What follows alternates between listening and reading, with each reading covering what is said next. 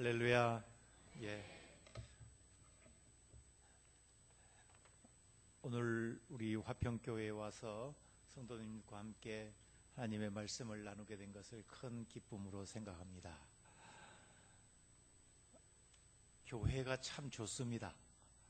예, 교회가 우리의 신앙생활의 주춧돌이고 지성소입니다. 저희 어머님이 올해 연세가 거의 90인데요. 설날에 내려가서 제가 인사를 드리고 또 어머님으로부터 이제 여러 가지 좋은 말씀을 많이 들었는데, 올해 어머님이 하시는 말씀이 저에게 좀 가슴에 뭉클했습니다. 나이 90이 되니까 예수 믿는 게 뭔가 좀 알겠더라, 그런 이야기를 하셨고, 또 하나는 평생 예수 믿고 주님 의지하고 사는 게 천국이더라.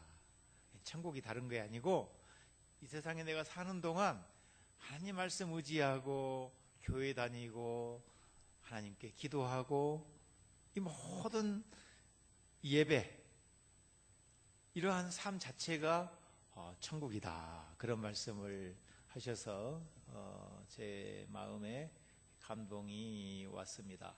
여러분 그렇지 않습니까?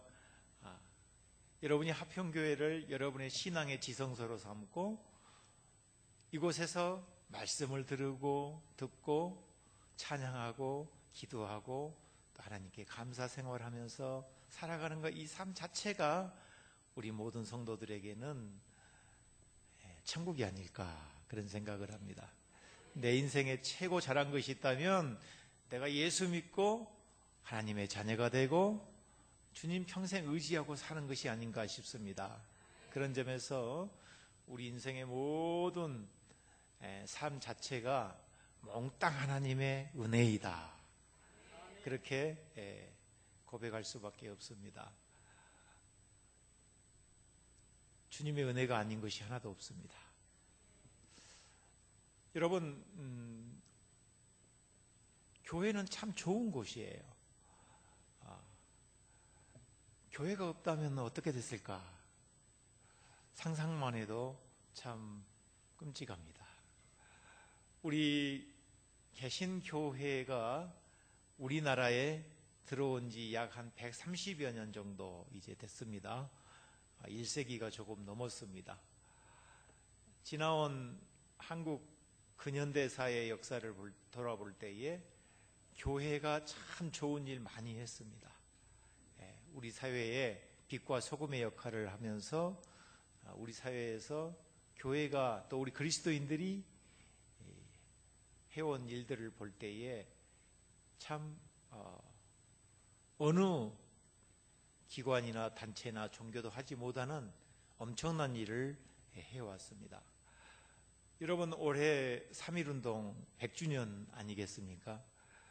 1919년 일제강점기 때에 나라의 독립을 외치면서 분연히 일어섰던 많은 우리 선조들이 있습니다. 3.1 독립 만세운동이다, 그렇게 우리가 부릅니다마는 이 3.1 독립 만세운동을 주도한 그룹들이 교회예요. 우리나라 삼천리 방방 곳곳에 흩어져 있는 교회들이 거점이 되어가지고 나라의 독립과 민족의 자주성을 부르짖으면서 외쳤던 사람들이 그리스도인들이고 또 교회였습니다. 또 우리 민족의 역사 속에서 돌아볼 때에 고비고비마다 교회가 큰 역할을 해왔습니다. 교회는 무엇보다도 우리 사회에 수많은 지도자들과 인재들을 키워냈습니다. 캄캄하고 어두운 시절에 밝은 등불을 들고 우리 민족의 앞길을 인도했던 많은 지도자들을 보면은 다 교회에서 신앙생활하고 또 교회가 키워낸 인물들이 아주 많습니다. 여러분, 우리나라의 최초의 목사님은 출신 성분이 모슴이에요. 모슴. 1901년 5월 14일 서울 정동교회에서 김창식 안수 집사에게 목사 안수를 주는 안수식이 있었습니다. 이 김창식은 황해도 수안에서 머슴집 아들로 태어났어요. 출신 성분이 초라했기 때문에 자동적으로 태어나면서부터 모섬이었어요. 그래서 남의 집 종살이, 하인, 장돌뱅이, 니어커꾼, 지게꾼, 마부, 이 사회 밑바닥에서 해보지 않은 일이 없을 정도로 그는 신분적으로는 아주 제일 하층 모습으로 살았습니다. 서울에 올라와서 지게꾼 노릇을 하다가 선교사 집에 올린거라는 선교사라는 집에 하인으로 들어갔어. 2년 동안 하인 종살이 하는 거예요. 선교사 집에서. 이 선교사가 가만히 보니까 이 종이 참 착실하거든요. 그래서 복음을 전하고 그에게 세례를 주고 김창식은 예수를 믿게 됐어요. 그리고 나중에는 홀이라는 선교사를 따라 평양에 가가지고 의료 선교 활동을 도왔습니다. 노방 전도도 하면서. 그래서 선교사들이 보니까는 이 친구 장차 신학 공부시켜서 목사 만들어야 되겠다. 그래서 신학교 보냈어요. 그리고 소정의 과정을 거쳐서 1901년 그날 서울 정동교회에서 목사 안수를 받았어요. 김창식 목사는 선교사들로부터 조선의 바울이다, 그런 호칭을 받았습니다. 황해도, 경기도 전국을 다니면서 128군데 교회를 개척했고 48군데 교회당을 직접 세웠다고 그럽니다. 1924년 그가 은퇴할 때까지 김창식 목사는 발로 뛰어다니면서 복음을 전도하고 교회를 세우는 일에 헌신했던 아름다운 이야기가 우리 한국 교회사에 기록되어 있습니다. 김창식 목사가 한 번은 자기 동네에 갔어. 자기 고향에. 고향 사람들이 뭐라고 부르겠습니까?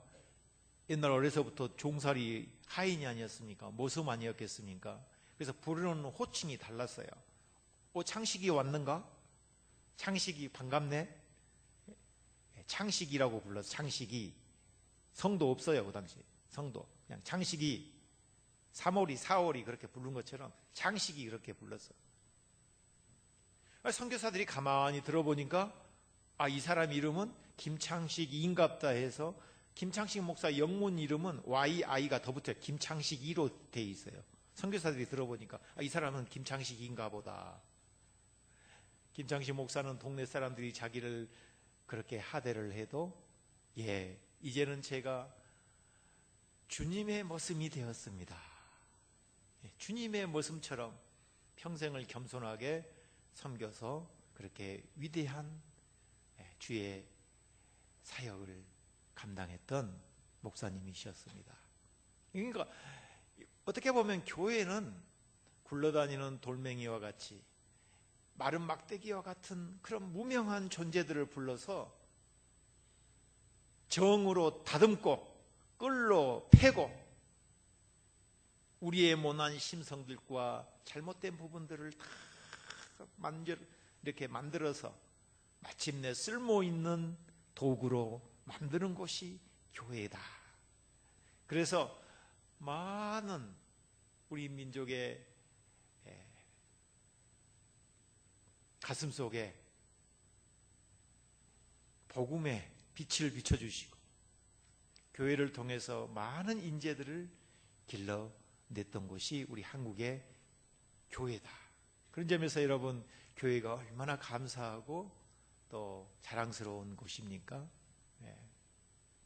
그런데 요즘 우리 한국 사회에서 교회를 보면 교회가 뭔가 좀 산전수전 공중전까지 다 치러버리고 힘이 빠져버리고 좀 뭔가 이렇게 노쇠화되어 있는 그런 모습도 보입니다. 그래서 예수 안 믿는 사람들이 교회를 보고 손가락질하고 그리스도인들을 향해서 뭔가 이렇게 비난하는 소리들이 이곳저곳에서 많이 들려요. 우리 스스로가 이제 돌아봐야 할 그런 또 성찰해야 할 그런 내용도 있지 않겠습니까? 교회가 왜 중요하느냐? 교회는 복음의 보물을 하나님께서 맡겨두셨어요. 우리 성도의 눈높이에 맞게 복음의 보물을 맡겨주셔가지고 교회를 통해서 우리의 신앙의 목적에 다다르러까지 교회를 사용하고 계시는 겁니다. 그래서 누구든지 우리가 신앙에 달려갈 길을 다 달려가면서 믿음의 목표에 이르기 위해서는 교회라는 하나님이 만들어 세우신 이 교회를 통해서 우리가 그 길을 갈 수 있다 하는 것입니다. 그래서 누구든지 교회에 우리가 나와서 예배드리는 이 모든 것도 우리의 궁극적인 목적인 신앙의 믿음의 목표에 이르도록 하기 위해서 오늘 또 여러분들이 이 자리에 나오신 줄로 저는 믿습니다. 여러분, 예수님께서 하루는 제자들을 데리고 가이사리아 빌립보라는 동네에 가셨습니다. 사실은 동네라고 하지만은 도시예요. 그 도시에는 여러분 가이사리아 빌립보라는 이 명칭을 한번 보시기 바랍니다. 로마 제국 시대 아니었겠습니까? 가이사라는 말은 로마 황제의 칭호입니다. 빌립보라는 이름은 사람 이름인데 그 당시 그 지역을 다스리던 분봉왕 헤롯 빌립의 이름을 땄습니다. 그래서 가이사리아, 로마의 황제의 칭호와 그 지역에 다스리던 분봉왕 빌립의 이름을 합쳐서 가이사리아 빌립보라는 도시를 그곳 빌립이 세웠던 그런 도시예요. 그럼 이 가이사리아 빌립보라는 이 도시에는 어떠한 그 도시였느냐? 로마 황제의 칭호를 도시 이름으로 붙일 수 있는 그런 도시에는 반드시 로마 황제에 걸맞는 그러한 설치가 그 조형물이 하나 있어야 되는데 그것은 로마 황제의 신전이 있어야 되고 황제상이 있어야 하는 것입니다. 자, 그 도시에 가서 예수께서 제자들에게 묻습니다. 사람들이 나를 누구라고 하더냐? 세례 요한이라고 합니다. 엘리야라고 합니다. 에레미야라고 합니다. 그러니까 세상 사람들이 보기에 예수는 위대한 인물의 한 사람임에 틀림없습니다. 세상 사람들이 보기에는 예수는 대단한 사람이에요. 유대인들이 보기에는 자기 조상 대대로 내려온 수많은 위대한 애언자들 중에 한 사람으로 예수님을 지금 평가하고 있다는 것입니다. 그런데 예수님은 제자들의 그러한 대답에 아랑곳하지 않습니다.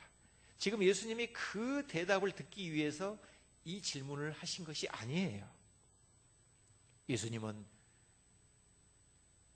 그 질문의 화살을 제자들에게 바로 돌립니다. 그러면 너희는 나를 누구라고 하느냐? 너는 나를 누구라고 하느냐? 그때에 예수의 제자인 베드로가 나서서 주는 그리스도시요 살아계신 하나님의 아들이십니다. 오늘 베드로가 16절에 그렇게 고백합니다. 그 대답을 듣고 예수께서 베드로에게 바요나 시몬아 내가 복이 있도다. 이를 내게 알게 한 이는 혈육이 아니요 하늘에 계신 내 아버지시니라. 그렇게 말씀을 하십니다. 그리고 18절 우리 함께 읽어볼까요? 여러분 18절 대단히 중요한 이야기입니다. 우리가 잘 알고 있는 말씀인데도 이 말씀을 우리가 좀 잘 생각해 봐야 돼요. 우리 18절 크게 한번 읽어볼까요? 또 내가 내게 이르노니 너는 베드로라. 내가 이 반석 위에 누구 교회요? 누구 교회? 어느 목사님 교회? 어느 장로님 교회? 돈 많은 사람의 교회? 유명한 사람의 교회? 누구 교회예요? 그 여기서 내 교회는 누구 교회예요? 주님의 교회예요. 내가 이 반석 위에 주님의 교회, 내 교회를 세우리니 음부의 권세가 이기지 못하리라. 그러니까 교회는 목사님의 교회도 아니고 장로님의 교회도 아니고 어떤 특정한 누구 유명한 사람의 개인의 교회가 아니에요. 내가 건축원금 많이 내서 이 교회당 지었다고 해서 내 소유물처럼 생각하면 안 되는 거예요. 교회의 주인은 바로 누굽니까? 오직 예수 그리스도예요. 지상의 모든 교회들은 다 주님의 교회야. 내 교회가 아니야. 다 주님의 교회. 주님에 속한 교회. 우리는 주님에 속해 있는 지체예요. 지체. 간혹 좀 눈살을 찌푸리게 하는 일들이 교회 안에도 있어요. 예. 요즘 한국의 큰 교회, 대형 교회 이렇게 보면 기업처럼 여겨가지고 부모가 자식에게 유산 물려주는 것처럼 마치 교회가 자기 소유물처럼 생각해서 자녀들에게도 막 물려주고 대물림하려고 하는 그런 일 때문에 좀 문제가 많이 있지 않습니까? 오늘 성경 말씀에 보면은 예수님은 분명히 내 교회를 세운다. 내 교회를 세운다. 그래서 여러분, 교회는요, 신앙 고백이 분명한 교회여야 돼요. 신앙 고백이 분명해야 돼. 주는 그리스도시요 살아계신 하나님의 아들이라는 이 신앙 고백의 터전 위에서 교회가 세워진 거예요. 분명해야 돼. 그래서 여러분, 우리가 많은 교회에 어려움도 있고 혼란도 있고 한국 교회가 지금 세상 사람들로부터 좀 지탄도 받고 그런 일이 있기는 있습니다만은 그럴 때마다 우리가 초심으로 돌아가고 본질로 돌아가는 것이 굉장히 중요하다. 많은 사람들이 요즘 한국 교회의 현상 중에 하나가 교세가 조금씩 줄어들어 간다는 거예요. 그런데 제가 통계를 보니까 2015년입니다만은 5년마다 우리 인구 통계 조사하지 않습니까? 우리 개신교회가 960만 명이 넘는 그런 수치가 나왔어요.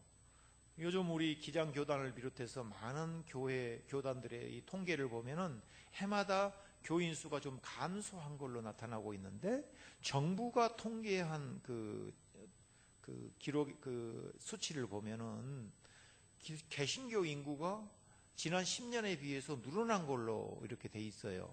그래서 이게 어찌된 현상인가 이렇게 분석을 좀 해보니까 두 가지 현상이 있어요. 하나는 가나안 교인들이 늘어났다는 거예요. 우리가 석칭 가나안 교인 그렇게 이야기합니다. 가나안 거꾸로 해봐요. 가나안 거꾸로 해봐요. 안 나가. 그러니까 교회에 적은 두고서 교회는 안 나가는 거예요. 그러면서 자기는 그리스도인이라고 동그라미 치는 거예요. 교회에 적은 두고 있으니까. 천주교에서는 그걸 냉담자라고 그러거든요. 냉담자. 우리 개신교인들도 안 나가 교인들이 많아. 이런저런 이유로.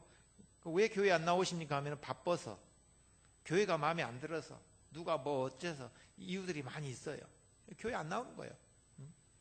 집에서 예배 드리는 사람들도 있고 그냥 이런 교인들을 안 나가라고 하는데 가나안 교인이라고 그러는데 약 150만 명 정도 된다는 거예요.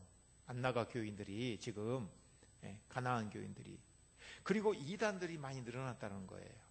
한 100만에서 또 150만 명. 그러니까 실제로 960만 명 정도 되는 숫자에서 한 300만 명을 허수로 빼면 실제로 개신교 인구는 한 600만 명 정도 되지 않겠는가.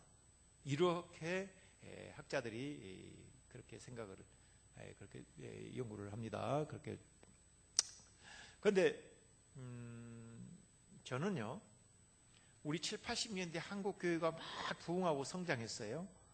지금 조정기가 아닌가, 그런 거품이 좀 빠지는 그런 시간이 아닌가 그렇게 생각을 합니다. 저울추처럼 성장했다가 쇠퇴했다가 이렇게 기독교 2000년 역사를 돌아볼 때에 교회가 성장기가 있으면 쇠퇴기가 있고 회복기가 있고 성장기가 있고 이렇게 포물섬처럼 왔다 갔다 했던 주기가 있어요. 지금 우리 한국 교회는 어떻게 보면 거품이 좀 빠지고 뭔가 이렇게 조정하는 그런 조절기가 아닌가 그런 생각을 해봅니다. 어떤 사람들은요, 이렇게 가다가 교회 망한 거 아닌가? 교회 문 닫는 거 아닌가? 이렇게 비관적으로 생각하는 사람도 있습니다만은 여러분, 교회는 절대로 안 망해요. 왜요? 우리 주님께서 이 베드로의 확실한 고백 속에서 주님이 세운 주님의 교회이기 때문에 주님이 하시는 일은 빈틈이 없으셔. 틀림이 없으셔. 그렇기 때문에 주님의 교회는, 사람이 세운 교회는 혹 문 닫고 망할 수도 있겠지만 주님이 세운 교회는 절대로 안 망해. 여러분이 그런 확신을 갖고 신앙생활을 하셔야 합니다. 네. 여러분, 교회는 성도들에게는 일종의 학교와 같은 곳입니다. 교회는 하나님께서 우리 수준에 맞추셔서 신앙 훈련을 하도록 세워주신 외부, 어떻게 보면 수단이에요. 그러니까 교회는 우리 신자들을 양태하고 또 젖을 먹여서 기르고 마지막 때까지 보호하고 양육해 주어서 마침내 영생의 열매를 맺도록 해줘야 하는 것이 교회예요. 그래서 모든 분별 있는 양육 프로그램과 또 성도들을 1:1 제자 훈련이라든가, 우리 황 목사님께서 여러분들을 얼마나 많은 그런 신앙의 훈련을 시킵니까? 그 모든 것이 다 뭐냐? 여러분들을 마지막 때에 영생의 열매를 맺도록 하기 위해서, 마지막 때까지 여러분의 믿음의 목표에 다 이루도록 하기 위해서 훈련시키는 과정이에요. 그렇기 때문에 여러분, 학교에 가서 학생들이 선생님의 가르침을 나 받기 싫다, 학교 안 나오면 어떻게 됩니까? 그 학생의 수준은 거기에 머무르죠. 여러분들도 교회에 이렇게 주일 또 각종 교회 공예배에 나오고 각종 모임에 나와서 예배드리고 함께 신앙생활하는 것 자체는 나의 신앙의 어떤 성장과 성숙을 위해서 꼭 필요한 노력이다 하는 것입니다. 그래서 성도들은 이 교회라는 특수학교를 떠나서는 신앙의 진리를 배울 길이 없어요. 이걸 분명히 아셔야 하는 겁니다. 예? 예. 우리는 교회를 통해서 하나님 나라와 하나님 나라의 진리를 또 배울 수가 있습니다. 그래서 여러분, 자기 멋대로 마음에 들고 안 들고 한다고 해서 교회를 함부로 떠나고 성도의 명찰을 떼어버리는 일이 없기를 바랍니다. 네? 예. 저 사람 때문에 교회 못 다니겠다. 이 교회 안 되겠다. 여러분, 혼자 그렇게 쉽게 판단해서는 안 되는 겁니다. 예. 하나님께서 우리에게 붙여주신 이 믿음의 명찰, 신앙의 이름표, 여러분 꼭 떼지 마시고 천국 갈 때까지 꽉 붙잡고 나아갈 수 있기를 주의 이름으로 축원합니다. 예. 오늘 제가 그 기록, 이 말씀을 준비하면서 책을 이렇게 쭉 좀 참고를 하다가 우리 한국 교회가 얼마나 아름다운 교회였는가 한 가지 제가 소개를 한번 여러분에게 해드리려고 해요. 1999년 3월 1일자 그리스도인 회보에 이런 기사가 실려 있습니다. 이번에 새로 난 북도 군수 중에 어떤 유세력 한 양반 한 분이 말하되, 예수교 있는 고을에 갈 수 없으니 영남 고을로 옮겨 달란다니 어찌하여 예수교 있는 고을에 갈 수 없나뇨? 이 양반이 갈 수 없다는 이유인즉 예수교 믿는 사람들이 사는 고을에서는 관장이 마음대로 백성의 재물을 뺏을 수 없어서였다. 이런 기사가 실렸어요. 다시 말하면 어떤 사람이, 그러니까 군수예요, 군수가 발령이 났어. 새 임지로 발령나는 그곳을 보니까 예수생들이 많이 사는 곳이야. 교회가 많이 세워진 곳이야. 그래서 나 이 고을로 발령을 받았는데 예수쟁이들이 없는 저 영남 지역, 영남 고을로 나를 좀 발령지를 바꿔달라고 뇌물을 쓰다가 걸렸어. 그것이. 그래가지고 이 사람 불러다가 너 왜 예수쟁이들 사는 곳에 군수로 발령났는데 그쪽으로 안 가려고 하느냐 물어보니까 예수쟁이들이 사는 곳에, 교회가 세워진 곳에서는 군수가 함부로 부정부패할 수 없고 백성의 재물들을 함부로 이렇게 뺏을 수가 없었다 이거예요. 무슨 말인지 아시겠어요? 예? 당시 우리나라의 인구가 약 한 1200만 명 정도 됐습니다. 그때 세례교인이 10,000명이었다고 그래요. 그러니까 인구 1200명당 1명꼴로 그리스도인이었어요. 그런데도 불구하고 교회와 그리스도인들은 사회의 정말로 빛과 소금의 역할을 했어요. 예수 믿는 사람들이 사는 곳에서는 부정과 부패가 있을 수가 없다. 얼마나 멋진 교회입니까? 이게 지금 300~400년 전의 이야기가 아니에요. 불과 100여 년 전의 이야기예요. 또 이게 지금 다른 나라 이야기가 아니고 우리 한국의 개신교회의 이야기예요. 교회가 세워진 지 얼마 되지 않아서 교회는 우리 사회에 큰 이런 주님의 향기로서 새하늘과 새 땅의 복음으로서 이 민족의 가슴 속에 이렇게 스며들었던 것입니다. 그래서 오늘 우리가 보면은 인구 4명당 1명꼴로 예수 믿는 사람들이 있다고 그럽니다. 교회도 수없이 많이 세워져 있습니다.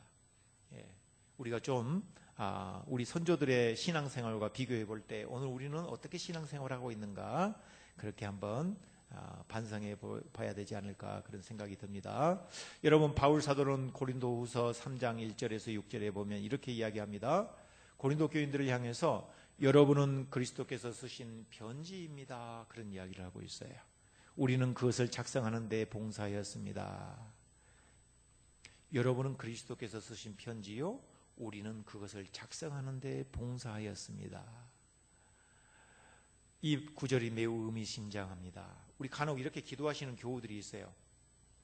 우리가 최선을 다해서 목사님의 목회를 도울 수 있도록 해주십시오. 최선을 다해서 우리 목사님 목회를 도울 수 있도록. 근데 사실은요, 바울의 이 말씀을 들어보면 그 반대예요. 목회는 누가 하는 거예요? 목회 누가 하는 거예요? 오늘 바울에 의하면은 우리 성도들이 교회를 세워가는 사람이에요. 교회를 세워가는 사람들은 성도들이고 목회자는 그런 일을 도와주라고 파송받은 주의 종이에요. 그러니까 여러분들이 교회를 세워나가는 주체들이야. 목사님은 여러분들이 교회를 세워나가는 일을 잘 도와주라고, 지도해달라고 하나님께서 파송하신 주의 종이다 이 말이에요. 그러니까 여러분 각자가 그리스도께서 쓰신 편지라면은 사도 바울은 그 편지를 작성하는 데 도움을 준 사람에 불과하다 이 말입니다. 봉사였다고. 그래서 성도님 각자 한 사람 한 사람은 교회의 힘줄이에요. 복음의 비밀을 맡은 사람들이다 이 말이에요. 여러분, 힘줄이 없으면 우리 몸이 어떻게 됩니까? 사람이 살아갈 수가 없는 것이죠. 모든 혈액순환이 잘 돌아가도록 그래야 몸이 건강하지 않습니까? 성도님들이 유기적으로 모두 협력해서 서로 마음을 합하고 뜻을 모두어서 주님의 교회를 세워나가는 일에 각자의 맡은 역할을 잘 해나갈 때 이 교회는 아름다운 주님의 교회가 될 줄로 믿습니다. 그래서 우리는 교회의 머리이신 그리스도께 접붙임을 받은 지체들이다. 우리가 그리스도께 접붙임을 받지 아니하면 우리는 한 몸의 지체가 될 수가 없습니다. 그래서 우리 모두는 그리스도에게, 예수님께 접붙임 받는 그러한 연합체이고 한 몸이기 때문에 성도들은 서로가 형제요 자매고 일치와 사랑과 교제를 나누면서 살아가는 존재들인 것입니다. 그래서 주님과 연합하여서 살아가는 삶, 인생의 최고의 목표요, 일생 동안 주님과 연합하여 살아가는 삶이야말로 가장 복된 인생인 줄로 믿습니다. 어느 목사님이 이런 말씀을 하시더라고요. 그 목사님의 최고의 인생의 목표는 24시간 주님만 생각하면서 살아가는 삶이라는 거예요. 나도 저 목사님 저 목표를 내 목표를 좀 삼아야 되겠다 했는데 생각처럼 그렇게 되지 않습니다. 예? 여러분의 신앙의 최고의 목표는 무엇입니까? 성도 여러분, 여러분들이 지금까지 신앙생활을 오면서 여러분의 신앙의 최고의 목표는 뭡니까? 내가 주님과 연합하여서 주님이 내 안에 내가 주님 안에 거하면서 살아가는 그러한 삶이 여러분의 최고의 목표가 되면 참 좋겠습니다. 여러분 모두 그러한 목표를 가지고 살아갈 수 있기를 주의 이름으로 축원합니다. 네. 한 가지, 요즘 교회가 세상으로부터 많은 지탄을 받고 있는데, 여러분 교회를 그렇게 막 비난하고 막 욕하는 사람들이 있지요. 여러분들은 어떤 입장을 취하십니까? 그 사람 말이 맞다고 맞장구 치세요? 아니면 교회는 그런 것이 아니라고 막 적극적으로 변호하십니까? 네. 우리 화평교회 한번 나와 보십시오. 교회가 다 그런 것은 아닙니다. 그렇게 한번 여러분들이 그렇게 적극적으로 이야기하시는 교인들이 될 수 있기를 바랍니다. 사실은요, 교회는 우리를 키워주는 신도의 어머니와 같은 교회예요. 어머니 품속과 같지 않습니까? 부모님이 아이를 낳으면 마른 자리 진 자리 다 갈아가면서 아이를 키우고 성령이 될 때까지 온갖 정성을 다 쏟지 않습니까? 교회가 바로 그런 곳이 아니겠습니까? 예? 그런데 그 어머니가 지금 연로하고 좀 힘이 빠지고 기력이 쇠하셔서 때로는 정신도 오락가락하고 벽에다 뭘 바르고 그런다고 해서 자식이 부모님을 사거리에 길거리에 나가서 우리 어머니 정신 이상하다 하고 손가락질하면 그게 자식이겠습니까? 천륜과 인륜을 저버리는 행위 아니겠습니까? 비난과 비판은 누구든지 할 수 있어요. 예수 믿는 사람이나 예수 안 믿는 사람도 다 돌 던질 수 있어요. 그러나 상처난 교회를 쌓아안고 치유하고 회복하는 사람은 어떤 사람이 하느냐? 성령 받은 사람이 하는 거예요. 여러분은 어떤 사람이 되겠습니까? 치유하고 회복하고 상처를 쌓아매면서 그러한 성령 받은 사람들이 다 될 수 있기를 주의 이름으로 축원합니다. 네. 여러분, 무슨 일이든지 초심을 잃지 않는 것이 중요합니다.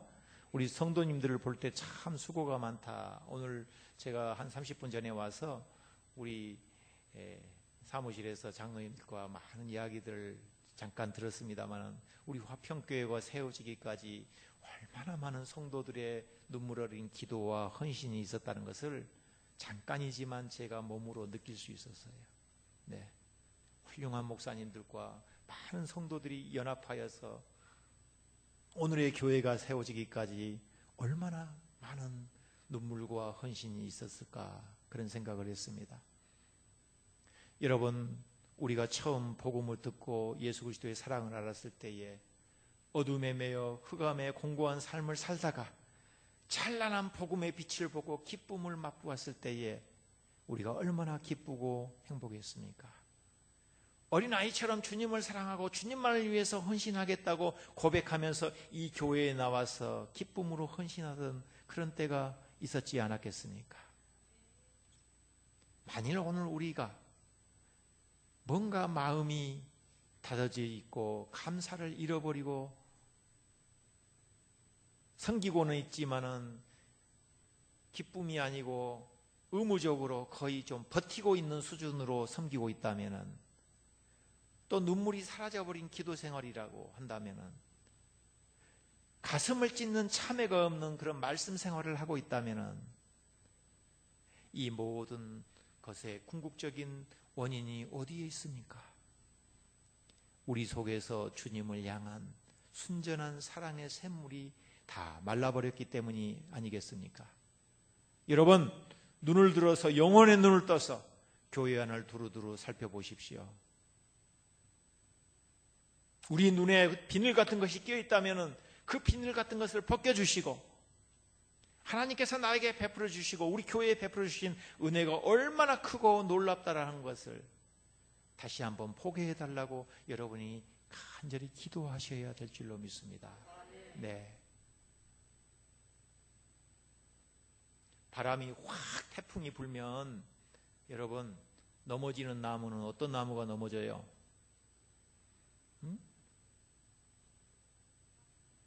바람이 불면 넘어지는 나무는 어떤 나무가 넘어져요? 묘목이 넘어져요? 잘 자란 나무가 넘어집니까? 큰 나무가 넘어집니까? 맞을 바람이 많은 가지의 나무들이 넘어져요. 나에게 시련이 오고 어려움이 닥치면 닥칠수록 내가 그만큼 주님으로부터 쓰임받은 제목이라는 것을 알으셔야 돼요. 비싼 땅은 어떤 땅이 비싸요, 여러분?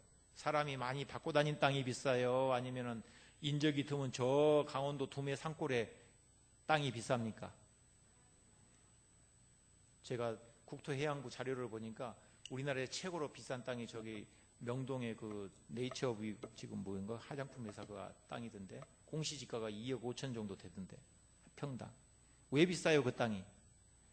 많이 받고 다니니까. 여러분이 비싼 영혼이 되려면 많이 밟힐 준비해야 돼요. 많이 밟힐 준비가 돼 있어요.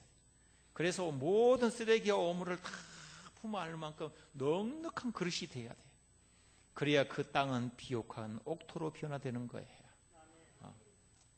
그래서 교회 안에서 서로 주님의 교회를 세워나가는 일에 있어서 서로 밟히려고 하고 서로 밑으로 내려가려고 하고 서로 많은 오물과 쓰레기를 끌어안으려는 그러한 영혼으로 거듭날 때에 하나님께서는 우리 교우 한 사람 한 사람을 곱게 보시고 품어 안으시고 여러분들을 주님의 비밀을 맡은 위대한 사도로서 한 사람 한 사람 세워나가실 줄로 믿습니다. 위로하고 치유하며 사람들을 키워나가는 아름다운 화평교회로 거듭날 수 있기를 주의 이름으로 축원합니다. 우리 함께 이 말씀 묵상하면서 기도하겠습니다.